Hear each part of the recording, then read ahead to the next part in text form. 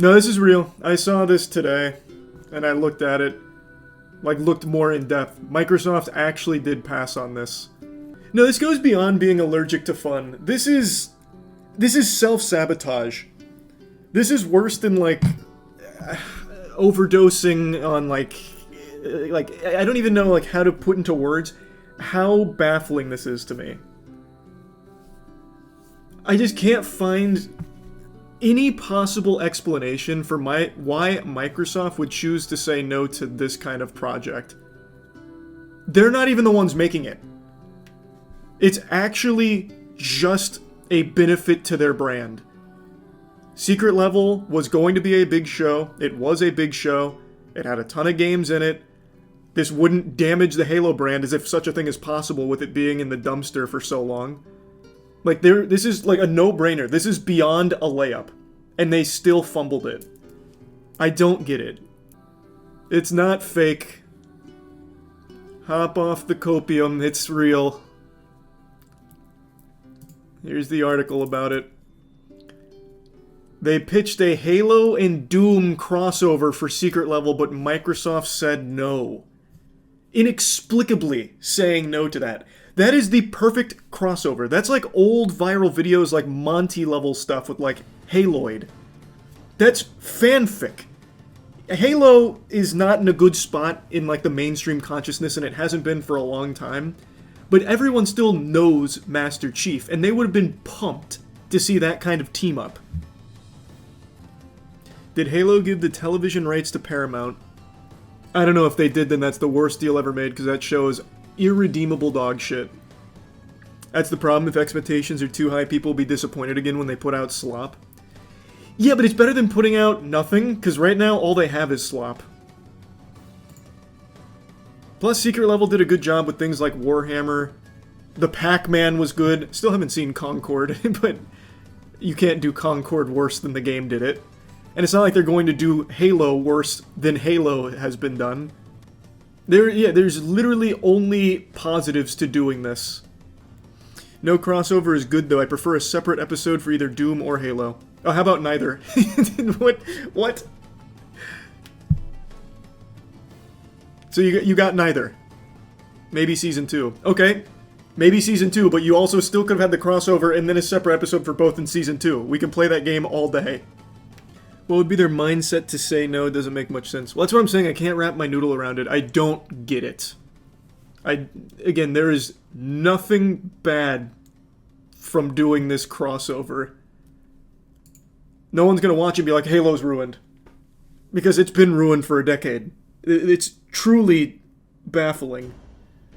They said no because it would have been fan servicey garbage. There's so much bad from doing this. You are so adamant about this being the right call. I'm curious, Brad. Let's say it is fan servicey. Why is that worse than not doing it?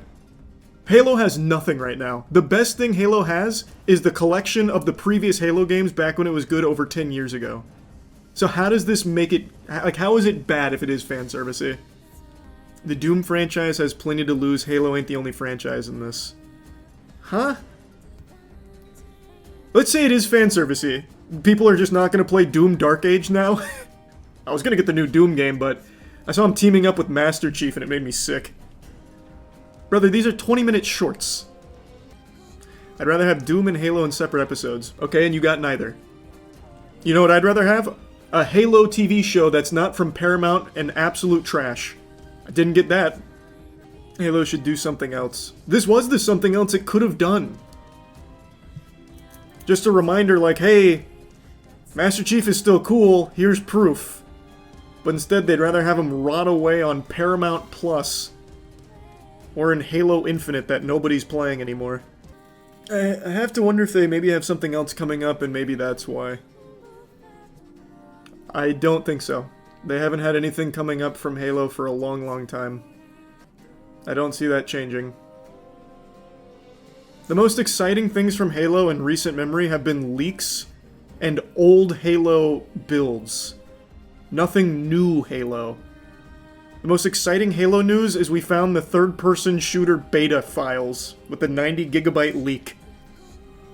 That's the most exciting thing for Halo recently. God, this just hurts. Creative director Ed is a good friend of ours, and so are folks at Microsoft, so we made a big plea because one of the things both Tim and I would love to do is something that isn't currently available in the games, like crossovers. We wanted to make Master Chief Doomslayer crossover episode, and I spent the whole week crafting this impassioned letter of my childhood, and exactly what Tim said. They were like, nah. Just allergic to fun.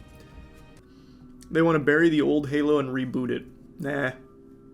I just really think they're just super out of touch and thought it'd be a bad idea. I don't think it goes deeper than that. They're just very, very out of touch. Valve turned down an episode 2 on Half-Life. That doesn't surprise me, though. Valve probably just doesn't want anyone talking about Half-Life anymore. They're tired of it. They've moved on. They're not making a Half-Life 3. They don't give a fuck. So the last thing they want to do is put it in people's heads.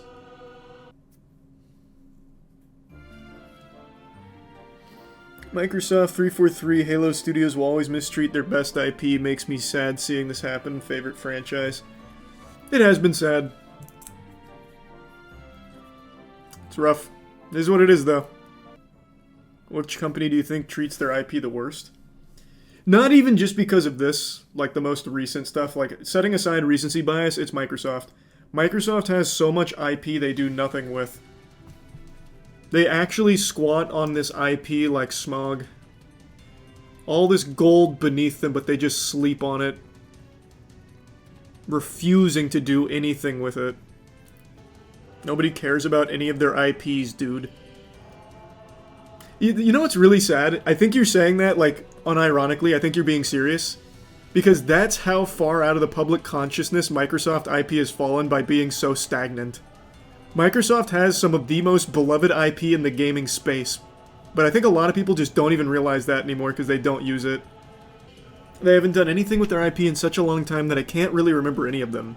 You also have to remember, they now have Bethesda and Activision Blizzard. They only grow in IP, and yet their catalog shrinks because they don't release anything. Here, let's pull up all the Microsoft IP.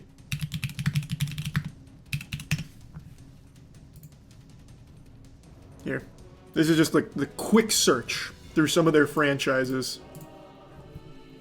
We won't even go to ZeniMax or Activision, we'll just stay on here.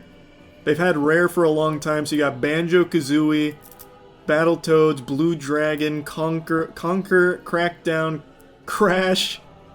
Oh god. Perfect Dark. Whatever happened to that Perfect Dark game they were working on? Killer Instinct, Halo, Gears of War. They do have a new Gears of War coming after so many years.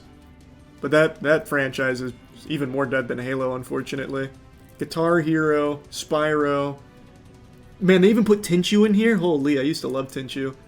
Tony Hawk, Viva Pinata. Then, of course, all of the Activision Blizzard games. Crimson Skies. I forgot all about Crimson Skies. Doom.